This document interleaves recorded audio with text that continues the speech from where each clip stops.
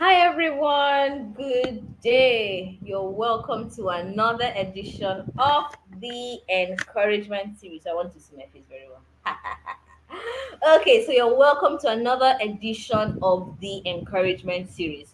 I am your host, Osomoken Josephine Omoniye. I am the encourager, and the idea behind the Encouragement Series is we're bringing up professionals, individuals of different works of sphere of life, and then we're having conversations about our mental health. So we started this last year, 2023, and we've had episodes like my mental health as an international student, my mental health as a first time mom, as a first time dad, my mental health after a loss. We've had my mental health as a Nigerian business owner. We had the female edition and the male edition. My mental, a lot, exciting episodes that you really should watch. We have it every Thursday, every last Thursday of the month by 8 p.m. West African time. Last month we had an interesting series titled Mental Decluttering, because we know how New Year, New Me, which is what I talked about in January, New Year, New Me can be very good, but it can also be a little bit stressful. So, we're clamoring for achieving goals here and there, and then we're not planning properly. So, it could also lead to mental decluttering. Of course, social media and a lot of things. You really should go back and watch that episode. All right, that's what we talked about last month. And now the March edition. I am particularly excited because I have my big sister here with us, and she'll be talking about my mental health in need of an anchor. Because we've seen that, okay, this is the end of the first quarter of the year, and we've seen how I have seen as a therapist how people are overwhelmed with the conditions happening. I'm currently in Nigeria, happening in Nigeria, also happening all over the world. We're hearing things that are happening in different countries and the nations, and it really gets tough.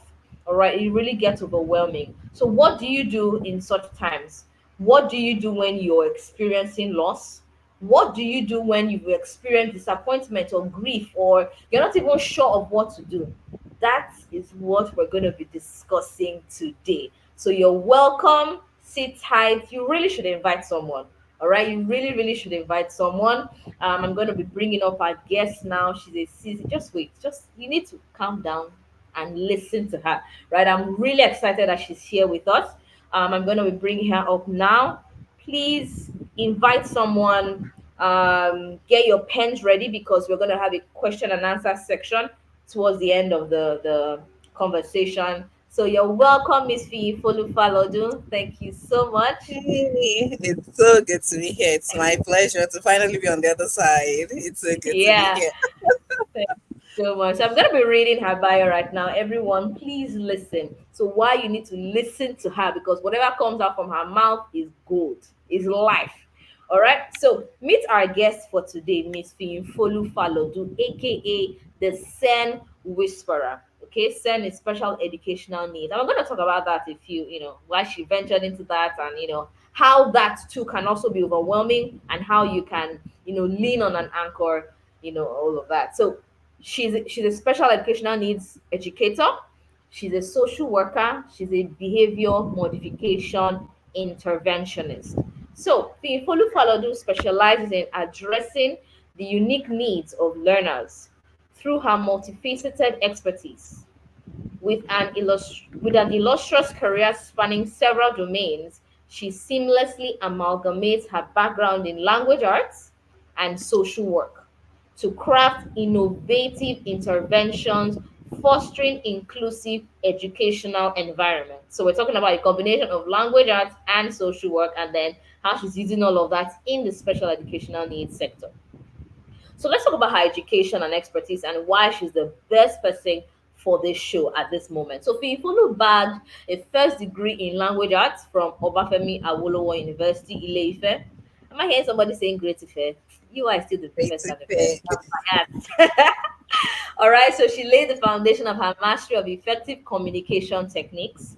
Her acute awareness of both verbal and non-verbal cues forms the bedrock of her approach to engaging with diverse learners. Further fortifying her arsenal of skills, a degree in social work from the University of Ibadan equipped her with the nuanced tools essential for psychotherapy, behavior modification, and social integration interventions. Fiyinfolu Falodun remains an unwavering pillar in the realm of special education, emotional, and psycho support, continually striving to bridge gaps in educational equity and psychological well being. Her unwavering dedication, coupled with her diverse skill set, stands as a testament to her commitment to creating inclusive spaces where every learner thrives. I'm going to repeat that again.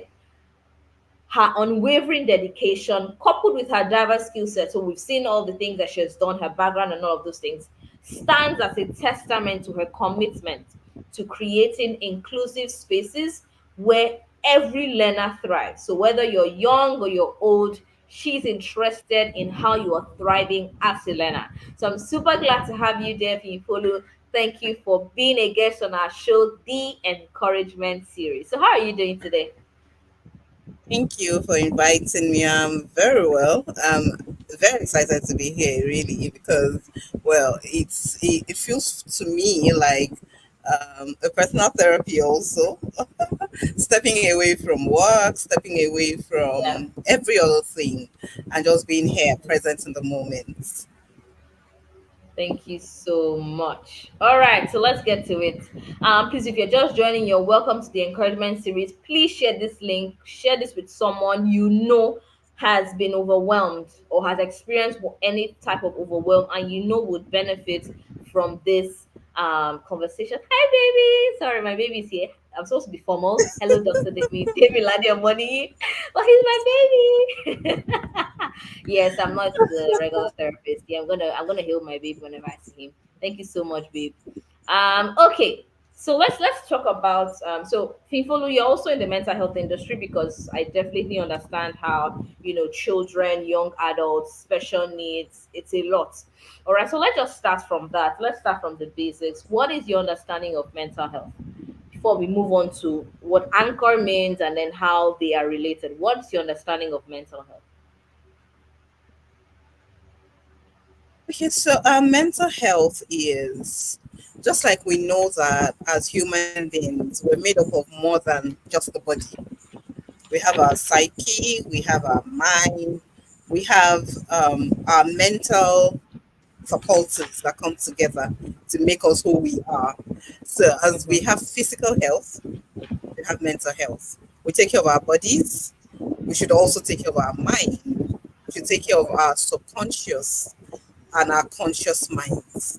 So, mental health for me, without going into any of the big vocabulary definitions, will be Yeah. taking care of your mind and ensuring and reaching a stable place with your mind and everything that has to do with your subconscious and even your conscious mind. So your thinking, your thoughts, your actions, your reactions, your Hello.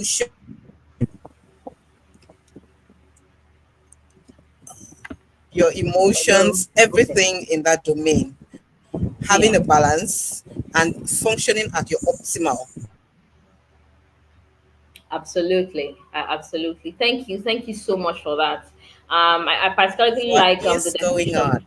Okay, Oh gosh. Okay, so you're back. I can hear you okay, the now. I said network yeah. has to Thank cooperate you. tonight. Every power, please. All right. So thank you very much. I totally agree with you. There's a lot of focus on. Oops. While we're waiting for our guests, please subscribe to the the Encourager Consulting Group. We're all about mental health, purpose, intentional living, and living a life of meaning. So please subscribe while we wait for our amazing guests to join us. We know how the network has been, so please let's wait for her. All right, she's back. Can you hear I'm us back. now? Okay, so All the right. summary. I can hear you. The summary of mental health for me is a balance of your thoughts, your emotions, your actions, your reactions, your thinking pattern. Finding a balance there and being in a place of in a place of stability. That's what mental health is to me. Absolutely. Thank you so much. I like the definition of W of mental health according to WHO, which is similar to what you mentioned, how they describe mental health as an individual's ability to recognize his or her own abilities, cope with the normal stresses of life, and be productive so that they are contributing to that society. And you can't do all of that if you're not mindful of the way you think, mindful of your emotions, and of course your action. So thank you very much for that. So now, how does that, so the mental health, taking care of your mind, what you're thinking about, what's the concept of anchor? What is the concept of anchor, and how is it related to mental health? So my question is, Okay, what does the so concept of an an anchor anchor mean? on its All own right, go ahead. is that Go ahead. okay. I think there's a Okay, backlog on our so end. an Yeah. anchor Go on ahead. its Go ahead. own, yeah, is that safety catch for large boats in case they get into stormy weather. They can lower Yeah. it. It finds stable ground and it holds. Keeps the ship from tossing around, from getting lost at sea, from being, as much as possible, being The ship affected from tossing by the around. storm. So for us, that anchor is a symbol. What is that thing that helps you? Or it could be a set of skills or a set of interventions that help to stay balanced, that helps you to stay rooted when the turbulence in the mental space comes up. Because the truth is, as long as you're a human being, there is going to be there are going to be those periods and those moments when everything will not be at tip top shape, and there are times when there are going to be a rush of this and that. Sometimes it's the economy, sometimes it's the internal environment, sometimes it's the external environment.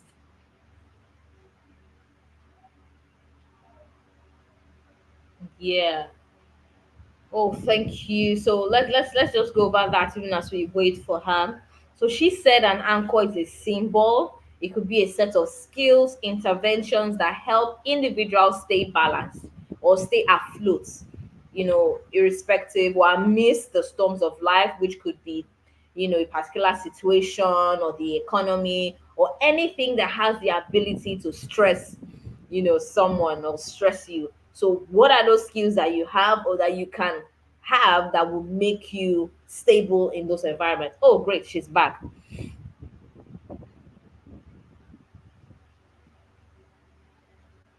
People, can you hear us? Oh wow, so this is not going to stress me mentally today.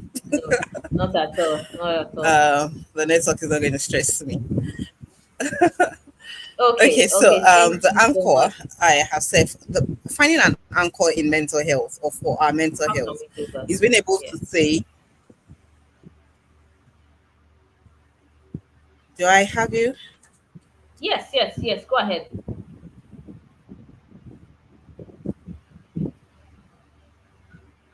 You can go ahead. Okay. Do I go on? Yes, please. All right. All right. Okay. So having an anchor for our mental health is having the coping strategies to help us not get overwhelmed, to help us to not drown, to help us to stay above the storm, and to be able to swim through and emerge on the other side as survivors and as victors. Okay.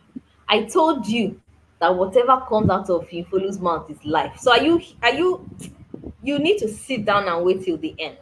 All right, just look at what she says. All right, coping strategies that helps you not to drown, helps you stay above the storms and swim through. So you're not getting overwhelmed with the particular situation that you're in now.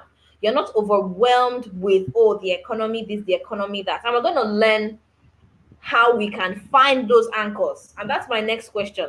How can individuals identify and acknowledge when their mental health is becoming unstable? How do I even know that I'm getting to a point that, Josephine, oh, you need to watch out? Because what I'm seeing is we like to do like, oh, I'm strong, I'm this, I'm that. We don't like to acknowledge that, oh, I'm actually getting tired. All right. Some people see it as being weak, but it's not. Mm. So how can individuals identify? So in terms of what signs can we see that, okay, Josephine, you need to take a break, so that you don't drown? Okay, so usually we say this thing, I'm stressed. Oh, I'm stressed. Work is stressing me. The children are stressing me. My spouse is stressing me. Nigeria is stressing me. We say those things a lot. And sometimes we think the problem is the stress. The stress is not the problem. Stress is good. Without stress, you're in a you're in a state of non-risk stimuli, but stress helps you to balance between your body going into fight or flight. Now, sustained stress is a problem when it's consistently you're under either flight mode for so long. Your body is constantly looking for how to get out, how to, it's like um it's like being in a room and a huge snake just crawls in and you can't get your way out. The snake is by the door and you're constantly fighting for how to get out of reach of that snake. The body is in flight mode, is in fight mode. Your heartbeat increases, your heart rate increases, glucose is pumped into your body. Your body is just ready in a state ready to fly or to fight. When that is sustained, it's a problem. But the occasional stress that helps you to, yes, I'm ready to take an action now, or I'm ready to I'm at rest and then I'm ready to move. That occasional stress is good for us. How you get to know, or how you know, the signs you could see to know, yes, I might need an anchor, where your mood has constantly remained low for a long time, or it has constantly remained in the high volatile zone. So you've been angry for a long time, even though it's not the anger of fighting people around, or you just know that within you you're on edge. You've been nursing some kind of very strong emotions that sometimes will increase your blood pressure, sometimes will increase your temperature. Sometimes it comes with a headache, and you just know that, look, I'm not relaxed. You're tensed. You're ready to snap back like a snake, ready to just hit back at every point. When you're in that state, or you're unhappy, you've been unhappy for a long time. You wake up unhappy. You go to bed unhappy. You go through the entire day unhappy.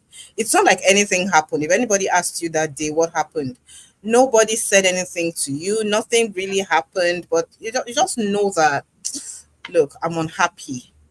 I'm, and then the other side is I've been angry for so long, or you're beginning to recline from people.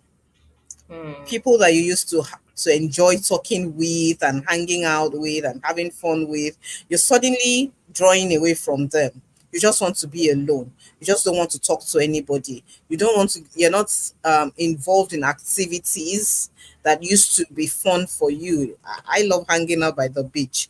If anything happens now and maybe I think about the beach and I think, oh, not again, then something is wrong. So when you think about these activities that you enjoy doing, food that you like, and suddenly you don't feel like eating it anymore, your favorite person, it becomes an annoyance. The songs that made sense to you, that used to get you up and groovy and jivey, you just don't want to hear them anymore. Then it's time to take a look inwards and say, what's wrong with me? Why am I in this state? Particularly if it's been prolonged. For some people, they lose focus. They're at work and they can't just focus on anything. You're talking to them 3, 4, 5 times. You're having to repeat the same thing for them to get it. Or you just find that they're absent minded. You have to snap them back every time. Or they're making avoidable mistakes. They're putting salt in tea rather than sugar. They're making mistakes that normally they shouldn't have. uh, it's time for you to take a step back and ask yourself, what's wrong? What triggered it? How did this start? How did this happen? And the main thing, or the main help to getting an anchor at that point is you realizing that something is wrong. I need help. Yeah, You may not be able to self trace the roots without external help, but realizing that, oh, this is not me, this is not my usual self. It's a different thing from people generally, people of faith particularly. We have this thing of I confess that this is not a matter of confessing that I'm strong or confessing that I'm happy, because no matter how much you confess that you're happy, you'll be confessing that you're happy in sadness.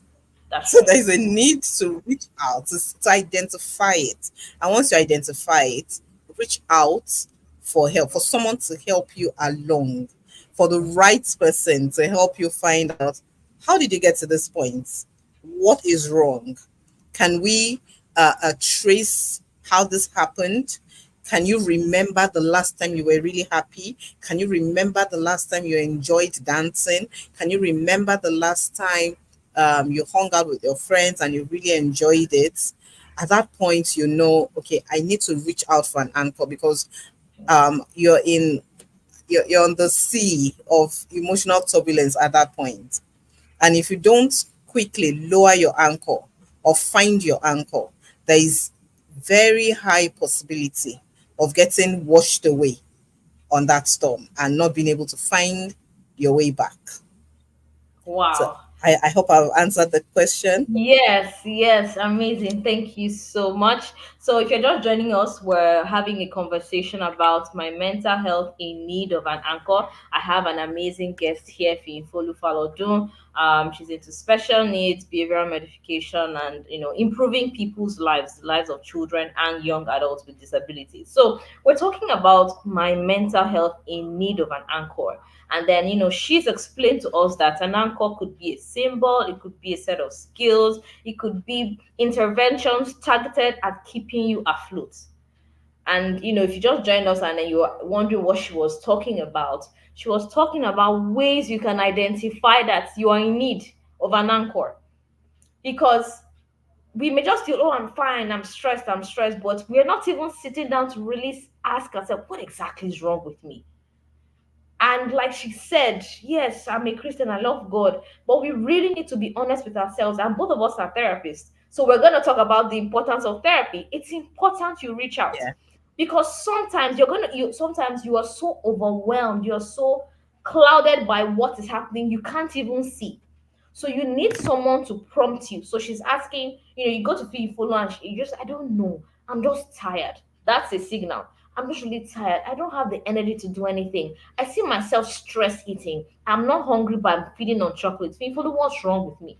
So Mhm. Finfolu starts asking you questions like, talk to me about your mood. For how long have you been feeling this way? Have you is this affecting your work? Are you making mistakes? So she's gonna help you point to the fact that you're drowning and you need help. All right. So please don't be afraid to reach out to the right people. All right. If you follow there, you can reach out to her. All right. I'm here as well. You can reach out to the right people. All right. Even if you're confessing God loves me, yes, He loves you. All right. But that's why He also gave us knowledge. Okay. So I want to ask another follow up question, because you were asking things that I have seen, especially people that work.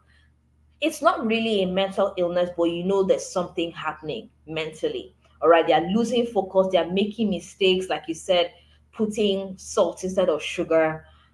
So can how can work, okay, work relationships, um, societal pressures, how can all of this affect the stability of our mental health? Because it's when our mental health is unstable that we then realize, oh, I need to look for an anchor at this point. So how can all of these things affect so society, relationships, and then work environments basically? I think those are the main the main culprits when it comes to stressors, when it comes to things that keep us at the edge of our seats or keep us awake at night. Those three Yeah. things are the major culprits. Society. We are in a society that has put us in a place of, in a way, I would say, chains. Not every aspect of culture is bad, but some parts of culture need to be expunged. Some need to be edited. So you see, so all of these things are going to like interrelate in each other. You see someone who is the most interesting thing I've probably seen in the last 5 years is young ladies of about 24 from 25 upwards saying, I don't have time anymore. I need to get married. Time is going. And I look at them and I wonder, oh wow, who put you under that pressure? Who told you that time is going? You're 25. Enjoy your youth. Enjoy your singleness. If you're in a relationship at that time, enjoy it. If you're not, enjoy your singlehood before you start piling up all the side attractions and the accessories that come with plugging into marriage. Get to know yourself, get to befriend yourself, get to enjoy your own company. But then we see that the society has put us under that pressure of, oh, you finished. The moment you're in your final year, they start um singing it to you in very subtle ways. By the time you're done with the final year, they just miraculously expect that your next step is marriage. Marriage. Some even before youth service. They just expect that your next destination is marriage. And so many people put themselves into that mold and just think, well, this is what is expected of me. They don't sit back to ask themselves, what's my path in life? What's my journey in life? Where am I going? What's the next step for me? Such that if anybody is asking you questions of um, about an aspect of your life that is not the next thing, you don't get fidgety. You don't immediately go into flight mode and feel, ah, I need to. I need to. It's either I need to run from these people or I need to keep them quiet by doing what they're asking for.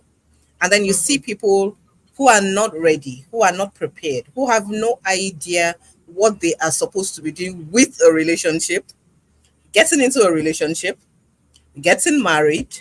And of course, they get married, and because that wasn't something that they consciously, intentionally went into, they start having children. And from the moment they allowed themselves to be pushed into getting into a relationship, the stressors begin to pile up. Yeah. So if they're able to coast through the relationship by some very awesome magical powers, they're able to coast through it and get into marriage. The moment children start coming in, it gets worse. Every little thing they spark, every little thing they're on edge. Sometimes the children will suffer for it. Sometimes the spouse will suffer for it. Sometimes everybody suffers for it, including the class teacher of their children. Yeah. They just they just distribute it everywhere. And these same people will go to work because Yeah. they may not even be able to trace it that it's a long-term thing. It's been coming for so many years. They're not functioning well at work, and they feel it is village people, or they feel their boss, their employer does not like them. They're not meeting the target that has been set for them. And it's not because they're lazy, it's just because there's a lot that they're under. And it's like tying weights so an individual's two legs and giving them a knapsack that is full of dumbbells, and then you're asking them to run. They will try to run, but there's a lot pulling them back. There is a lot weighing them down. So all of these things come together. Sometimes it is comparison. You just look at the other person. Oh, we graduated together. Oh, if it's that, I have a lot of people I graduated with that if I have to start dropping names, I will drop Mhm. so many names. But Yeah. I'm happy for them as my friends. I'm not competing with them. I know that, oh, if I need this thing, this person is there. So for me, there are resources. For me, the relationship that we have is something to bank on later, is something to cash on later, not start looking at them and start feeling bad. Like, now wow, we start together in the same. In fact, oh, I'm older than him, oh, I'm older than her. Oh, imagine, oh, Unnecessary. and yeah, God, am I adopted? Mhm. You're not, you don't ask questions like that. Am I wood? Am I plastic? Don't ask questions like that. Don't put yourself under pressure of competing with other people. Everybody's path is different. Yeah. Everybody's path is different. You don't look at as a lady in your 20s, you don't look at a woman in her mid 40s who is carrying designer bags, who is traveling to different destinations for holidays Mhm. and begin to envy her and say, oh, I want to. She's been working for longer than you have been born and you have been alive. And she's Mhm. made money. So she's enjoying her money. She was also at a point like you in her life. So Yeah. things like that put us under undue stresses, put us under undue, we just throw ourselves Yeah. into the storm, into the eye of the storm. And then Mhm. we find that we throw ourselves into the eye of the storm, but we do not have the skills. It's like going to a swimming pool, not being able to swim, and you Swim. just jump into the swimming pool. You're going to flap and Yeah. flutter around. And if there's nobody there at that time, if there's no lifeguard around at that time, it could just be a suicide mission. So Yeah. all of these things that come together around us, we look at our environment. We're hearing this, we're hearing that. You see somebody's wedding. Oh, her wedding was carried on several blogs. In fact, BBC Africa carried her wedding, and so you that becomes the standard for the kind of wedding you want to have. When Mhm. you maybe as a person, all that really would have pleased you is just to have 10 people in a restaurant and you have ice cream and the pastor Yeah. joins you and you're happy, but you feel, Yeah. oh, I want Bella Niger to feature my wedding. I want the whole world to know that somebody got married. I want to change into 15 gowns. No, Unnecessary because stress. you Yeah. don't have the means. Mhm. You don't have the means for all of that. And even if you have the means, you necessarily may not enjoy it. So sometimes we allow these things. And I usually say this, that people don't push us to respond or to Mhm. react. We make a decision. They may be instigators, but we make a decision to respond. And we don't Wow. Wow. Wow. So, oh, I'm just here listening and nodding my head because all she's saying is the truth. So what we're talking about is my mental health in need of an anchor. Please do not compare yourself with another person. Do not compare your journey with okay, another person I'm back. because that is wrong. Okay, all right, go ahead. Go ahead. The ultimate decision lies with you. Mhm. I say that if someone walks up to me today and says, do you know you're stupid? I would not even flinch because I'm not stupid. So why should I Right. respond? Why should I fight? Why should I tear my cloth and start fighting? I'm not stupid, so I won't respond. But we find that many times things like that happen. Somebody walks to you and says, do you know you're stupid? Do you know you're just a very stupid human being? And the next thing is there's a slap that follows it. How can you say I'm stupid? How can you say? And then you call both parties together and you ask what happened. And you most likely hear, she was the one that made me slap her. No, she didn't make you slap her.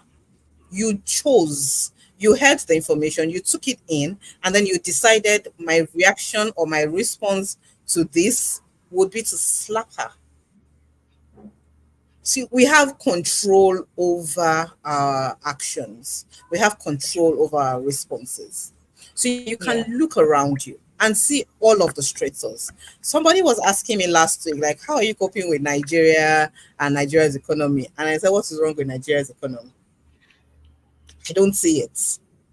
I don't see it. Mm. It's not because I don't live, it's not because I live in a bubble, but because I Mm. have put myself in the position where I say I choose what I focus on. Yeah. I'm not listening to horrible news. I'm not Mhm. listening to, hey, they just recovered how many billions in somebody's account, and then it gets depressing. I think, hey, now wow, in this country, how much is now left for us? We will pay this debt. Our children will pay it. Our grandchildren will pay it. Before you know what is going on, you're Yeah. sad. You're So I angry, you're focus irritated, saying a lot of things about, yeah. a lot of negative things, and then you forget to focus on the positives. And one thing we do not really, one thing we don't realize, or that we're not told often enough, is that our brain does not recognize negative. Our brain does not recognize not. So my brain does not recognize I will not drink soda. No. What it picks is I will drink soda. The Hmm. nots that you put in it is just for grammar. It doesn't translate to your brain. So when we say, hey, now wow, how will we do this, how will we do that, instead of putting focus on,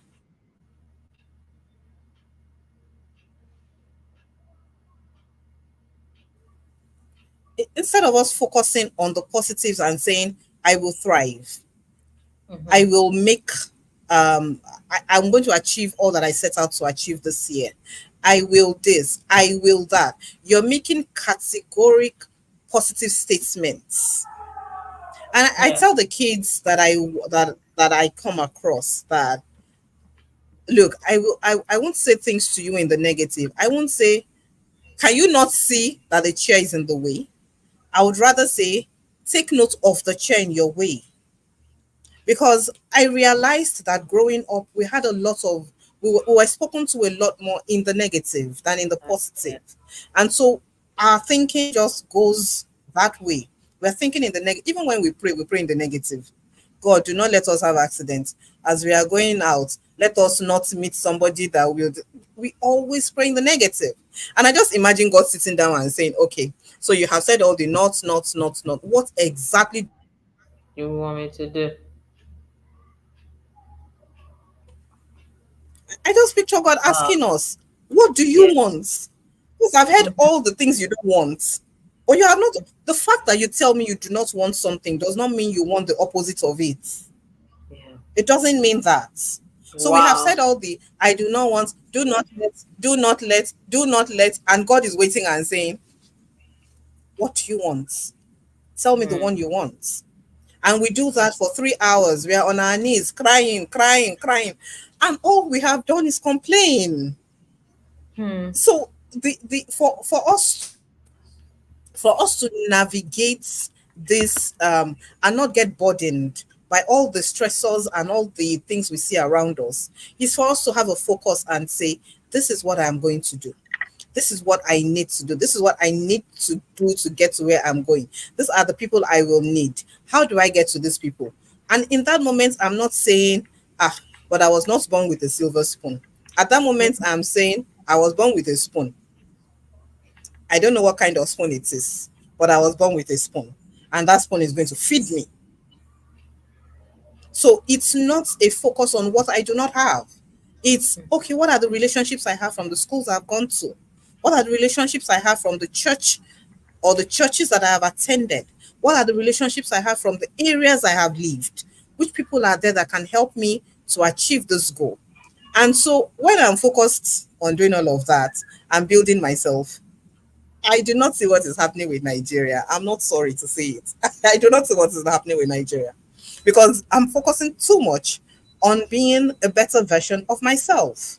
I'm Yeah. focusing too much on harnessing on the positives that are around me because um, whether we believe it or not, as bad as things are in the country, people are buying houses to the Yes, tune of hundreds of millions. that's People right. are buying houses in 10 billions in this same country.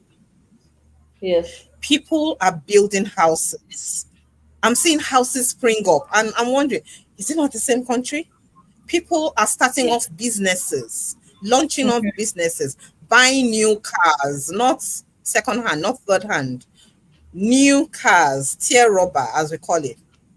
So Yeah. why not focus on those things and make Yeah. those things your inspiration and make those things the things that instigate you to become better rather than looking at the things that you have no control over. You will never have control over them. The way somebody chooses to dress their child to school is out of my control. There's nothing I can do about it. I may feel some kind of way about it, but I'm not the parent of the child. Even if I speak up and say, oh, why don't you do it this way? They don't have to take my advice. So rather than focusing on those things and saying, and constantly saying, oh my goodness, this child is in school again, dressed this way. Is the mother not saying, what is the father doing? Oh, the problem of modern day parents. Why don't I just look at that child and say, oh, I like your hairstyle. Oh, I love your shoes. They look super comfortable. No matter how bad something is, there is something good to notice about it. There is Wow. something Thank you good so to much. notice about Yeah. it. I heard the story of somebody who was a nuisance in his environment. He was always stealing things. He was just a nuisance. Everybody, his name was on everybody's lips as the community nuisance. And at a point, he was arrested, and policemen came around the area to interview the people he lives with.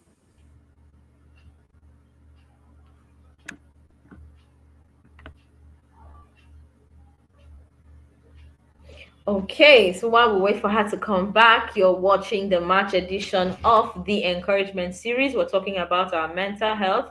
I'm the host, Josephine Omoni, the encourager, and I have with me Finfolu Falodun. So we've been talking about what to do when you're, overwhelmed and how to reach out using the right skills, how to, identify the anchors that can keep you afloat. You know how an anchor is, right? So it's like this and then, like this. So it's used to um, just keep people on, let's say in the water body, safe. Let's say they're tumbling or something like that. So able to keep them firm, safe, and stable. All right. So we're just talking about certain issues that are happening in our lives that could influence or that could cause us to be feeling quite overwhelmed. All right. So some of the anchors that she's identified, getting to know yourself because there will be societal pressures. Oh, when are you building your house? I once heard a story, ridiculous, that, a man was told by his parents that he needed to build a house before he got married. I was like, what? So that could be a societal pressure. Societal pressure could be, when are you traveling out of the country? When are you getting married? When are you having kids? When are you having four kids? All right. So there are a lot of societal pressures that we need to take note of, and then we tell ourselves, no, I'm not going to. I choose my responses, and I choose not to be overwhelmed by all of this things. So you are getting to know yourself too, having the right focus, choosing your focus. What is your focus? All right. You need to focus on the right thing. I totally believe in positive thinking. I also believe in rational thinking because, just like she said, a lot of people are still making money in this simile economy. So instead of complaining, okay, she's back. Instead of complaining, ask yourself, how can these challenges make me more creative? Look at what happened in COVID. Everybody was shouting, COVID is COVID. But I remember I worked with Fee in COVID. I think from January to like December, we worked back to back in COVID. We had a Yeah. lot of sessions together. I'm like, in this same COVID, we made a lot of, well, we're working in the same company. All right. And we did make money. Allow Yeah. allow the Yeah. challenging cause a form of creativity in you, and of course reaching out. All right, which was good. That's also an anchor, reaching out. And that will lead me to my next question. How can we overcome barriers to seeking help? All right, because if I look at myself now and then, like, everybody knows me as the encourager. So if I'm feeling, okay, okay, my friend is here, Malik is here, my husband is here, I'm gonna tell him I don't feel like the encourager again. Oh, please come and help me. All right, but I'm not ashamed to ask for help. So how can we overcome that barriers very quickly? That Okay, that so shame of, yeah, how can we overcome it? Yeah, go ahead. the first barrier to us overcoming the first barrier to us accessing help is ourselves. We're the Okay. first barrier. We feel just like you said, I'm this person. Everybody knows me as this person. How do I come out to say I need help? But Mm-hmm. one thing we do not realize is even therapists have therapists, Yes, so we doctors do. have doctors. So it's there is nothing to, it shouldn't be something that we stand in our own way to say, ah, uh, how will people hear that a whole me Me. is reaching out for help, is asking for, is going to see a therapist, or is going to seek counsel, or is going to look for, is looking for advice. We need to be able to tell ourselves the truth. Yeah. I can't function at my optimum if I'm at this level. I can't be Mm-hmm. the best I can be if I'm at this level. And it's not just because of the people that are dependent on you. It's not just because of the external. It's first about the internal. Because the number of things that go wrong with our system, some of the diseases we go to, ask doctor. We have a Yahoo doctor here. Ask doctor. Some of the illnesses that people deal with and are psychosomatic. They're not things that have to do with they're not things that have to do with maybe a bodily malfunction. It's a malfunction of the mind. The mind. Yeah. You're not sleeping well, your blood pressure increases, and then as the blood pressure increases, it's affecting the heart because it's under a lot of pressure to do more work, and then it's going down to other parts of the body, and people fall ill simply because they're not sleeping well. People fall Yes. ill simply because they are agitated, and some cancers have been said to come from the mind. There are Mm-hmm. Wow. things that have to do with not being in the right state of mind lead to some cancers, and people Wow. die because of these things. So it's for us to first understand and acknowledge I need help. And it doesn't matter who I am. It doesn't matter where I have reason to. It doesn't matter the public persona, the public um, image that I have. I need help. Now, how Yeah. we access the help is different.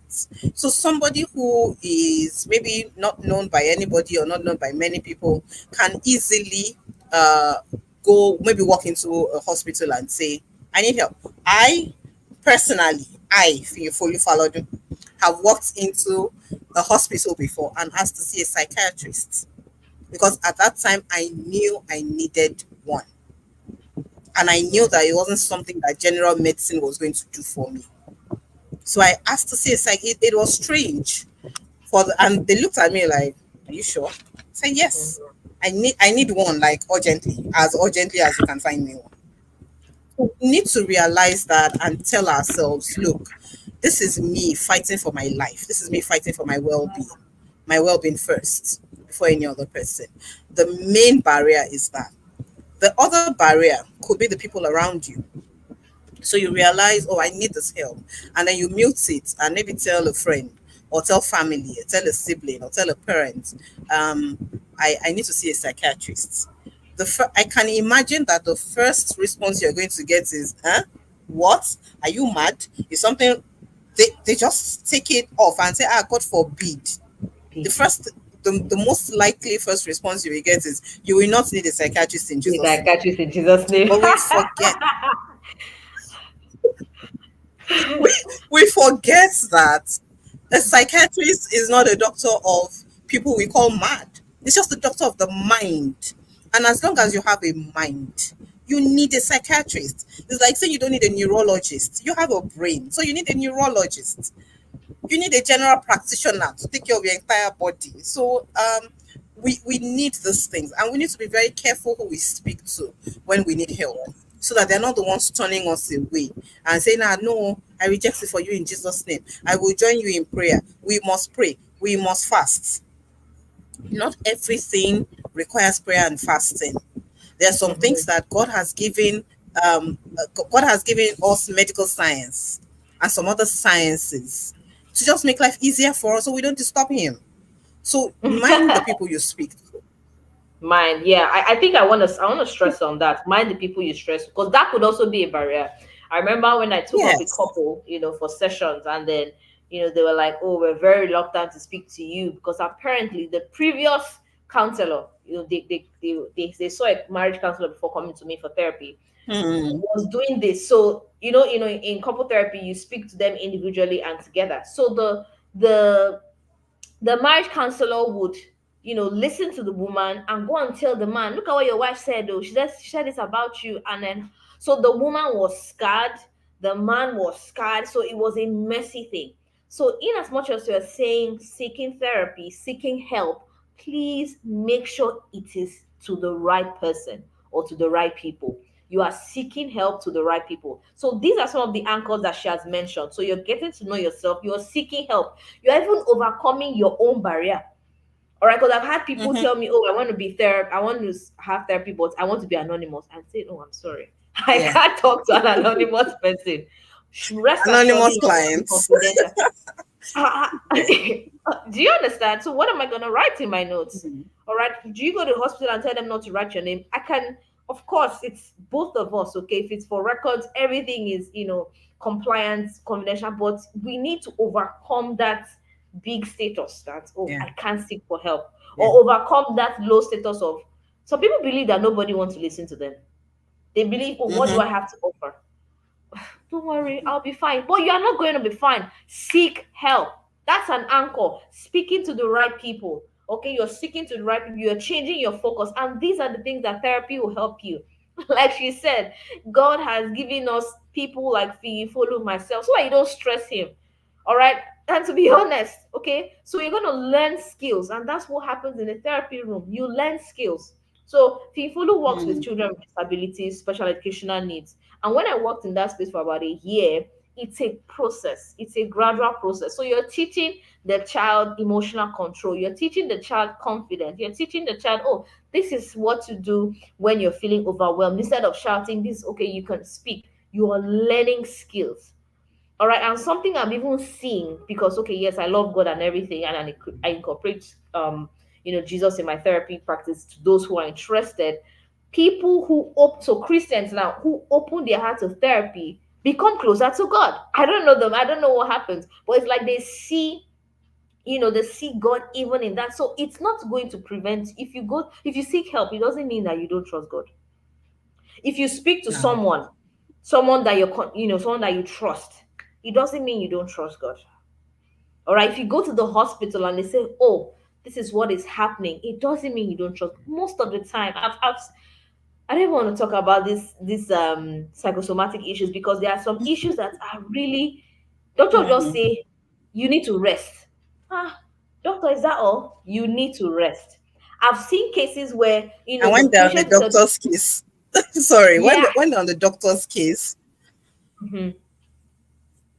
and the doctor is telling them it's a very simple thing. All you need to do is to sleep, take out a weekend and sleep, and they refuse to. The doctors give them placebos, and then they come back and tell Yes. you, "Oh, doctor, it worked. All they gave to you was water pill or sugar pill, nothing in it, an empty Yeah. pill."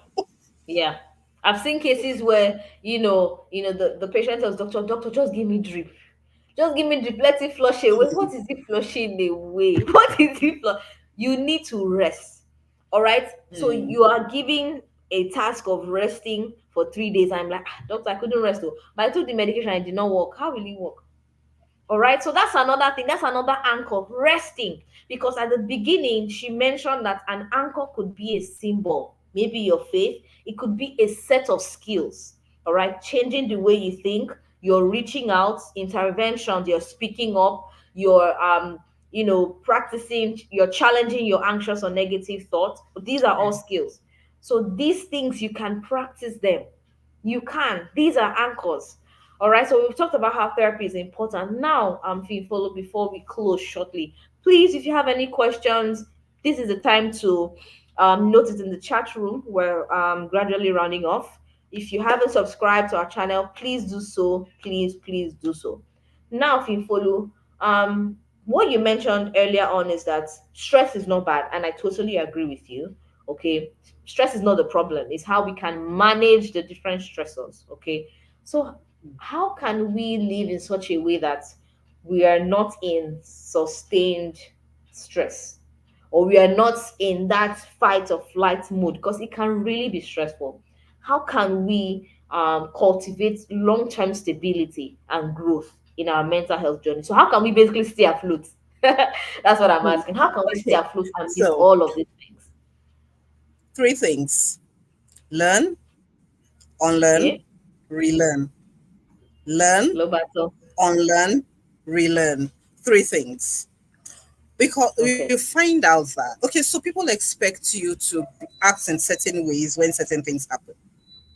If someone loses a parent, you expect them Mm-hmm. to react in a particular way. If they don't react in that way, they'll say, oh, maybe she's the one that killed her father, or he's the one that killed, he's happy that his mother died. People expect you to react in certain way to certain things.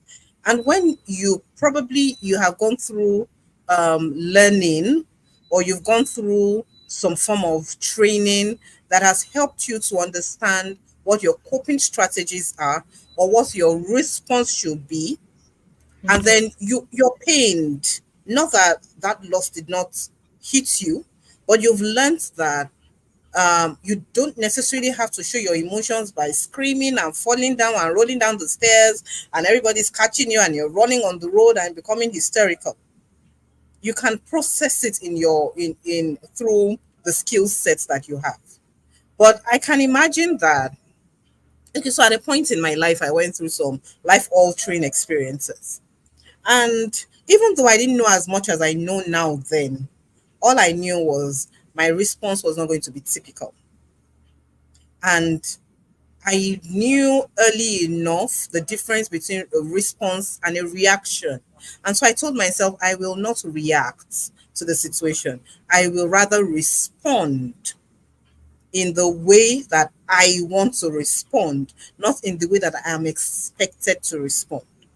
Mm-hmm. Because you find out that some of the things that happen to people, they are stressed simply because of expectation, or simply because of what they had always been told. This is the way it has always been.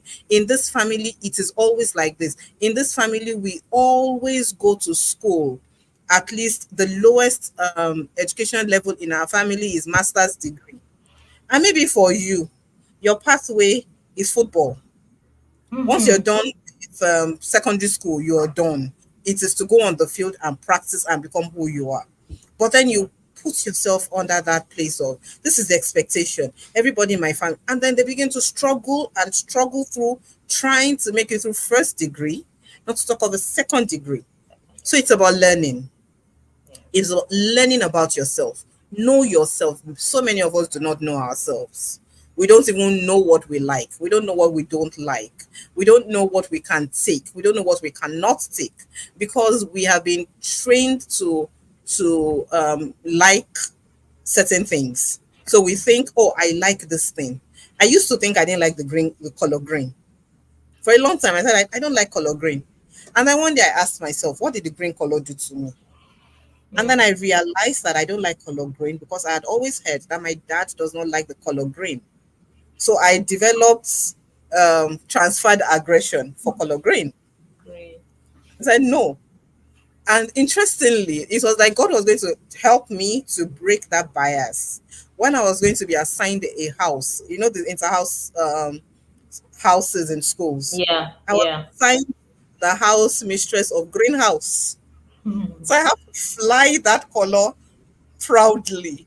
even though I didn't think that I liked the color gray. So sometimes we just need to know ourselves. If I not sometimes, all the time, we need to know ourselves. Because when you know yourself, when certain stress factors come up, even Mm. if your body is in a fight or flight mode, you can call it back. You can temper it. You can speak to yourself and say, no, no, we don't need this right now. We are not going to fight. We are not going to run. Rather, we are going to stand and look this tiger in the eyes. But that is when you know yourself and you know, okay, this is my limit. This is what I can do. This is what I can take. This is what I cannot. This is how far I need to go before I seek for help. This is how far I need to go before I call in somebody else to hold my hands. So Yeah. learn, know yourself.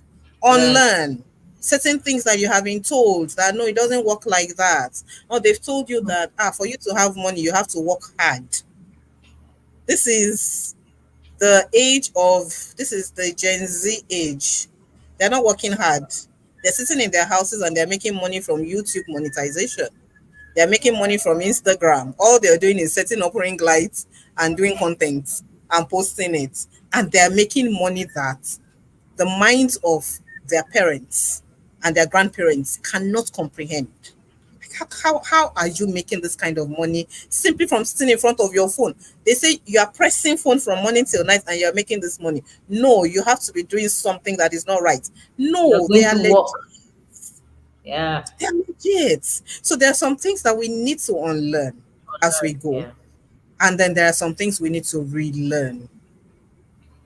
So as you know, growing up as children, a child's mind is very innocent, very open to learning. Children can dare anything. They can dare any a child can walk into fire because they don't they for them there's nothing like fear until they're going close to it and somebody says, stop it, why do you want to enter into that fire? Do you not see? Do you? Then they begin to develop fear for fire. Aside that, the natural mind of a child does not recognize that this is, they see that something fascinating. They want to go closer to see why is it this color? Why does it do? And then if they move closer and they feel heat, then they begin to question why does it have why is it emitting heat? But the Yeah. adults around them will shout them off and shout them down and say, no, no, no, don't do that, don't do that. So there are some things that we knew or that we know naturally. There are certain times that when I speak to the parents of my children, I hear myself saying some things. And then after I'm done with them, I ask myself, wait, where did that come from? Where did you hear that? Where did you learn that? I know nobody told me those things. I know nobody, I didn't read it in any book. But Yes. there are just some knowing, and everybody has that knowing. We need to relearn some of those things and reconnect with our natural, our basest self. So that sometimes we call it intuition. Sometimes we say, oh, something told me. Whatever that Mm-hmm. something told you. Yes. And you have been able to, over time, it's not that something is telling you to go and steal your neighbor's food, though. No. When it's positive and we just try and those solutions come in handy for us, we need to stay more in that zone and develop that thing and get attuned more to it and know exactly what it is, because that is the very raw form for those of us who are spiritual. That's the very raw form of God's connection and speaking with you. That's the nature you came in with as a child, and so you're Yeah. reconnecting with it. So sometimes we're under situations that are stressful. I'm currently under one in the house where I live in, and people have been saying, in fact somebody had told me, let me bring boys, let them come and do this, let them come and do that. And I said, don't worry, this situation will sort itself. As I am sitting here, I cannot tell you that this is the solution to that problem. But I am just so certain that that situation will be remedied. It's going to sort itself out, or it's going to be sorted out. I just know it, and I'm resting in that knowledge, in that knowing that this is going to be sorted out. So Wow. I go back to it. It is learning, unlearning, Unlearning and relearning, and and then relearning. we'll be able to Yeah. find our way through the storm. I just really have to clap because that summarizes a lot. So it means that as we go through life, we're learning And we also need to erase some of the things that we've learned. We need to unlearn it. Absolutely.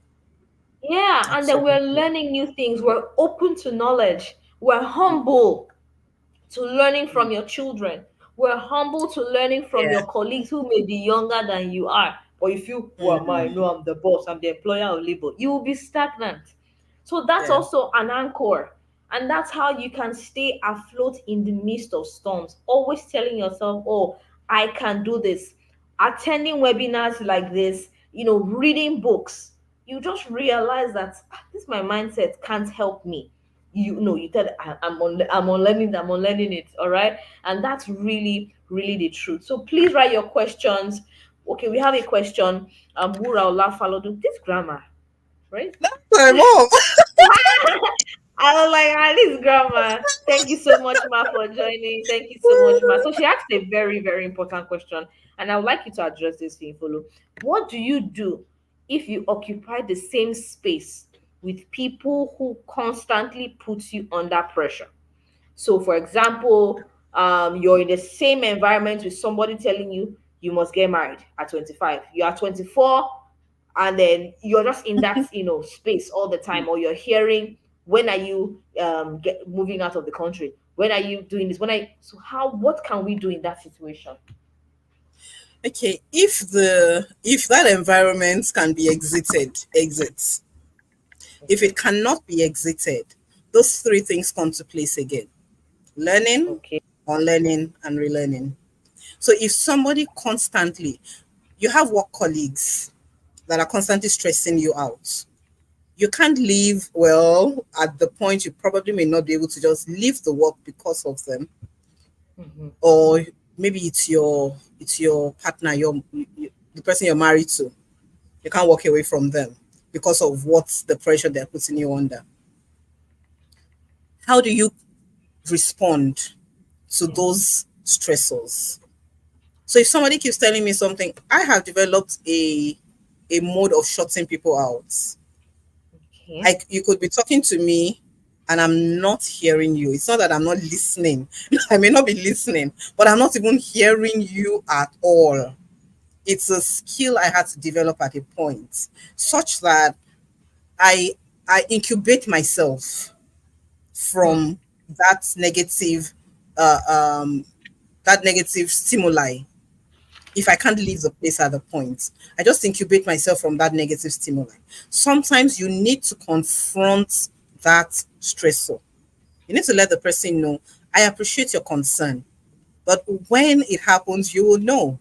In fact, I can do you the honor of being the first to know when it happens. But right now, I would not appreciate that we continue talking about it. Please, ma, or please, sir, can you ask me about the empire I'm building? The next time we meet, can you ask me what help I would need in my career? Can you ask me what help I would need in my business? Shut it down.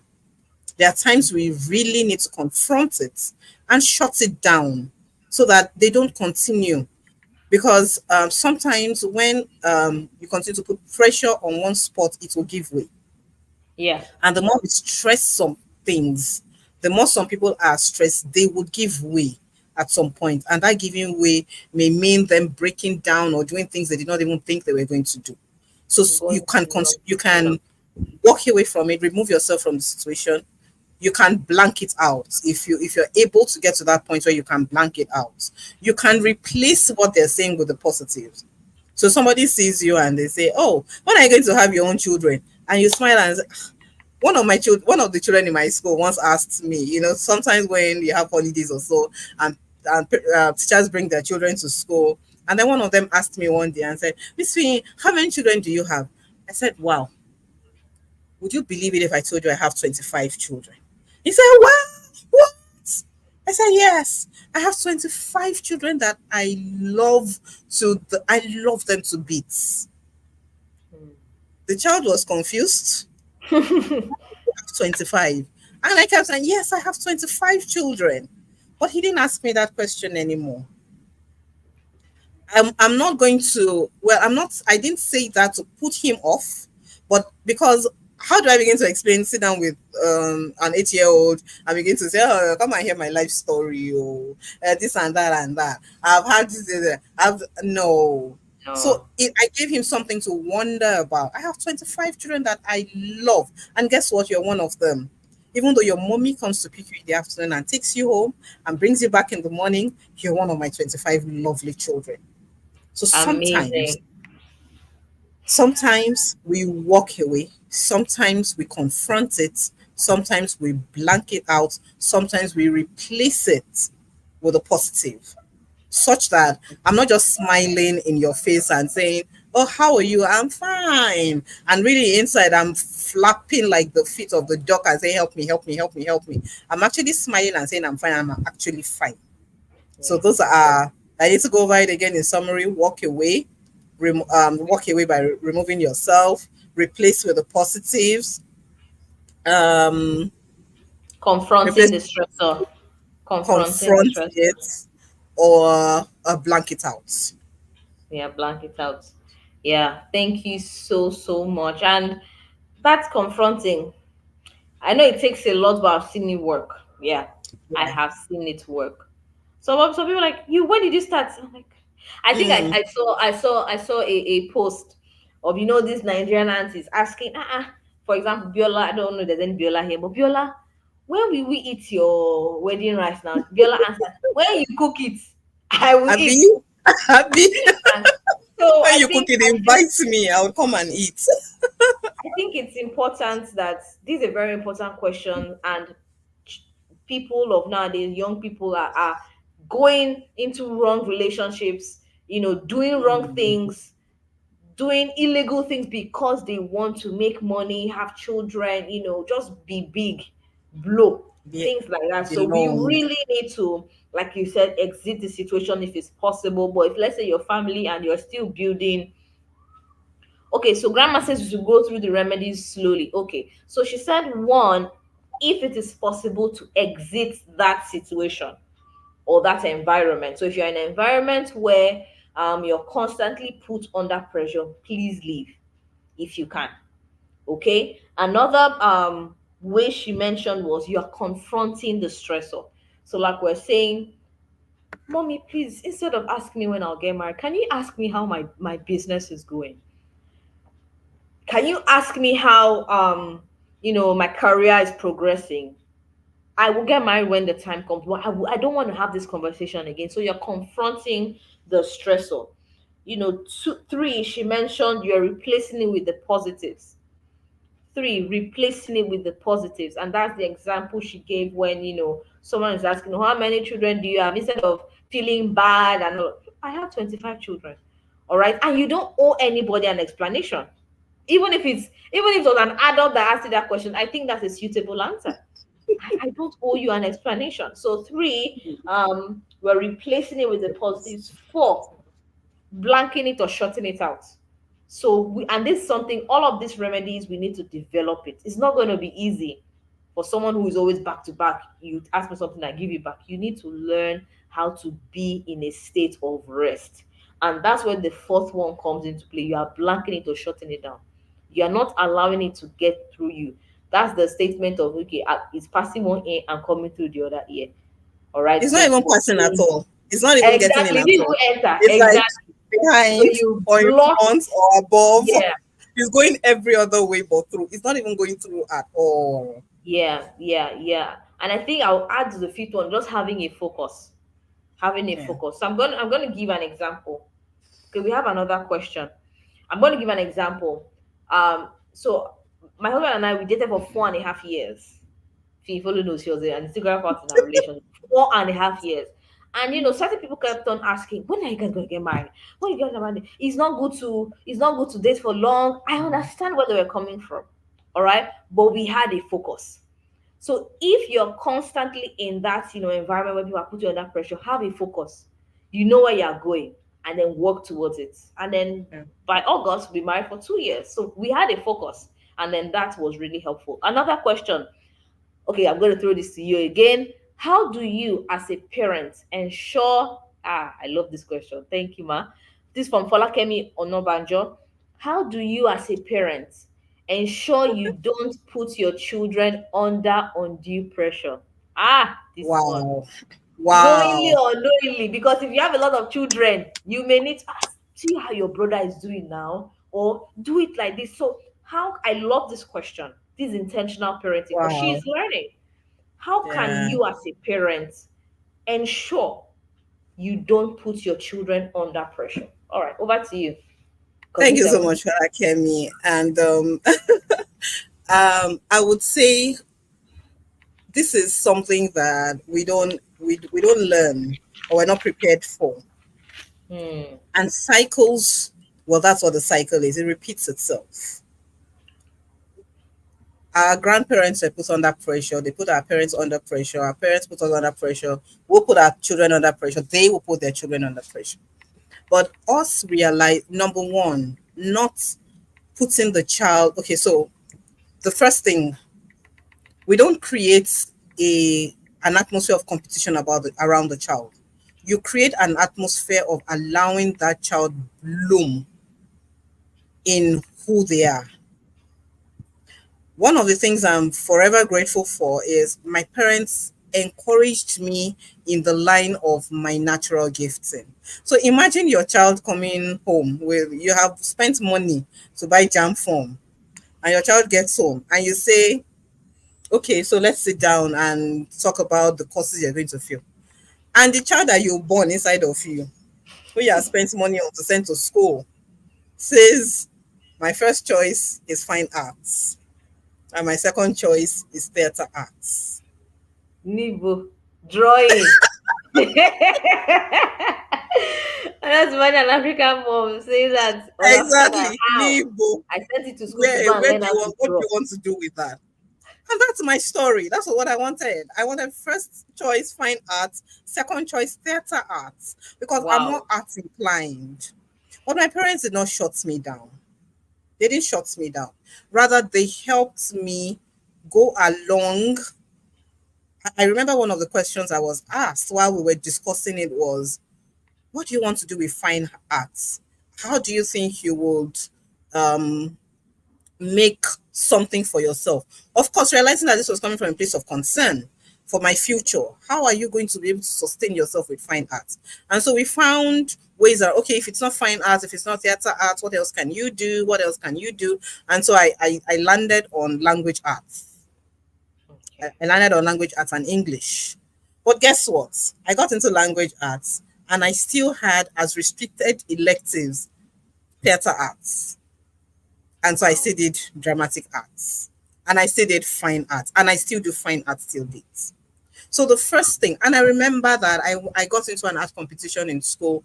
My dad went with me all around Ibadan looking for materials for me to do that competition. Hmm. Create an environment, which they did for all of us in our different areas of interest. Create an environment for that child to blossom in their natural self. Encourage, it may not make sense to you, encourage them. While you're in front of them, you're speaking, you're encouraging them and telling them, oh, what did you just do?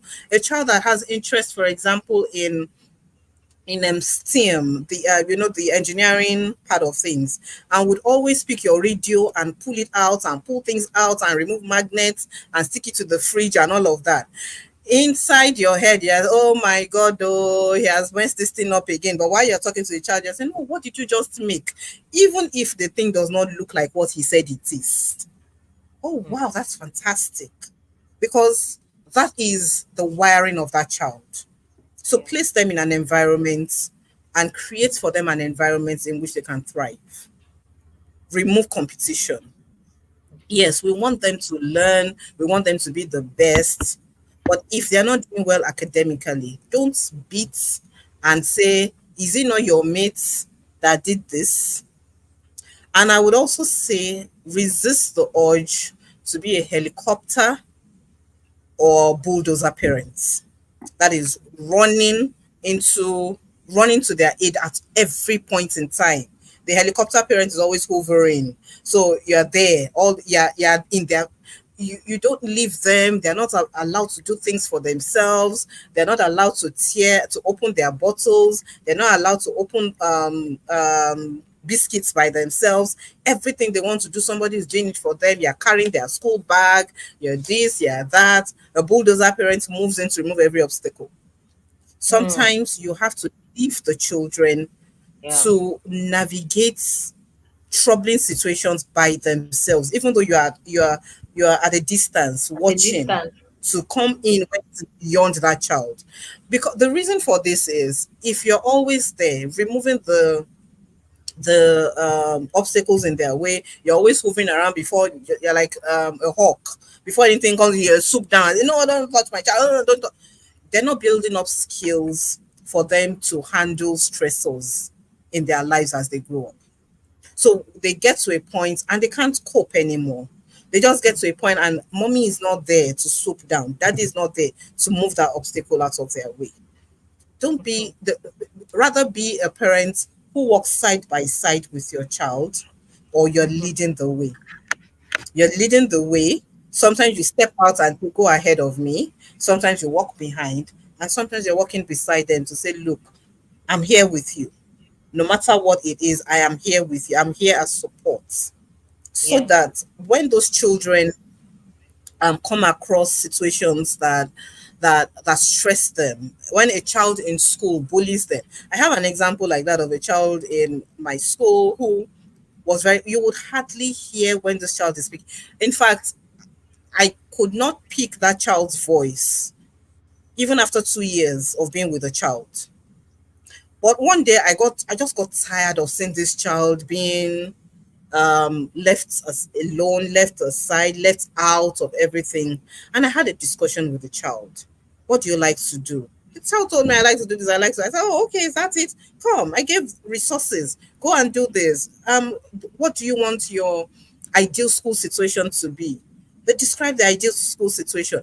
And that day, I got to know that this child had not been eating breakfast on some particular days of the week, because what was being served was not something the child liked. But rather than speak, this child would just keep the head down and walk away. So I Mm. had to go to the kitchen and tell them, look, please make arrangement for this child when you serve this and that. Now, this child is standing up for themselves. They don't even Great. have to report to a teacher anymore. If their classmates is telling them, because I had to tell the child, look, these people are your age mates. They cannot always bully, they cannot always shut you down. They pay school fees, you pay school fees, you have a right to enjoy school just as much as they have a right to enjoy school. And so now that child is speaking up for themselves. The thing that used to stress that child, being their classmate, always saying, go away, now it's out of the way. At least that is overcome. So for parents, let's encourage them in their natural gifting, in their natural area of what God has put in them. It may Mm-hmm. not make sense to you. It may not be what you want to do. Don't live your life through them. Let them live their own life. Yeah. Yeah. Refuse to be helicopter or bulldozer. Encourage them. Remove competition from it. And then, as a Wow. parent, also learn to speak to them in the positives. Learn to speak to them in the positives. The more yeses, children hardly hear yes. A research says that an average child hears 400 no's in one day and hardly hears a yes. So, to remove the stressor, say the positives to them. Even if the child is doing something that is really, really, really annoying you at that time, instead of say, "Ha, you this child, you will not kill me, oh." Rather, you can say, "Ah, you see what you have done there? It has really pained me. But I know that this same thing you have done in future is going to be a talking point of the change that has happened in your life." It's more possible if when children hear things like that, they're more prone to sit back and think about it, and they're most likely going to come back to you and say, "Mommy, I'm sorry." But when you say, "Are you this child will not kill me," oh," the child will be somewhere and saying, "No, no, don't worry, don't worry, now you go tire." That little girl, now you go tire. That's usually the response that kind of talking is negative. That's usually what it elicits. So talk to them in the positives, encourage them, remove competition, remove being a helicopter or bulldozer, and watch them blossom. Mhm. Wow. I can just sit here and listen to you all day, but I really have to make you go. Thank you so much, particularly this bulldozer and Yes. helicopter parenting you talked about, because I was listening to Mhm. Dr. He's a psychiatrist, Dr. Amen, and he was like, we need to allow our children make mistakes. Yeah, Yes. it sounds Yes. hello, sir. It's like, and then I see it Mm, because when I'm working with teenagers in the therapy room, I'm like, your mom does everything for you. You're not even allowed to think. So there's exactly. no they can't build resilience that way. So that Exactly. is very important. Encouraging them to bloom and grow. See, you may not understand this thing that we're saying now, but it will pay at the end. Yes, mommy, I want to be a pilot. Really? Amazing. So come tell me about it. They may just be dreaming and think because they watch a movie about a pilot. Just help them find who they are, and Mm-hmm. it's very very important. So thank you so much, Follow. So very quickly, just tell us, where we can find you, how we can work with you, how we can book sessions with you, and yeah, how can we find you? Okay. On Instagram as the Sen Whisperer. Okay, Any DM that I send to that handle, I would let pick me it do up. that. I'm on Facebook too, but I'm not usually very active on Facebook. It looks like I'm active on Facebook because Instagram is linked to Facebook. So, but Hmm. I'm not that active on Facebook. So, if any message is sent to me on Facebook, I'll most likely not pick it up. But Instagram, and you can also reach me on phone, 0901 Okay. two if 23, oh my goodness, 0901 239 9512. Sure. Okay. And any questions, any interventions, any, I can be reached on those platforms. I work more with children because I believe once we get the foundation rights, adulthood is a cruise. And so I Yeah. believe I focus more on working with children, even though I work with adults, but I try as much as possible. If I have adult clients, I'll push them to the encourager. Handle the adults. Let me take the children. That's more along the line of my vision, my work vision, and my career path. But I take some adult clients sometimes, particularly if what the adults just needs is a listening ear. You just want to call somebody and cry. You can call me. I promise you can have 2 hours to cry without interruption, just to feel better. And at the end of it, do you feel good? I wish I was around you to give you a hug, but if you're fine now, that's good. And we're fine. Amazing. Thank you so, so much. So please, if you have any child, your child doesn't need to have a disability. If you want to build confidence in your child, please reach out to her. And of course, it's paid. Yes, it's paid. All right. Her school fees was not free. All right. So please reach out to her, and then she's in the best position to help you navigate. Even if you have any parenting questions as well, please book a session with her. Grandma says this is so educating and interesting. Kudos to the host and the guest speaker. Many more people should listen to such enlightening topics. Yes, please do more publicity for subsequently. Yes, ma, we will. Thank you so much, So everyone. I'm doing a public shout out to my mom right now. Like she's one of my biggest cheerleaders. I have Yeah. webinars, she's jumping on it. I have this, she's jumping on it. And thank you so much, mommy. I know I have a lot of friends here too. Thank you. I don't know all the people that are here, but thank you. Thank you so much. Akikumi, thank you. Um uh Folakemi, thank you. Thank you for Falakemi being here. Onabanjo.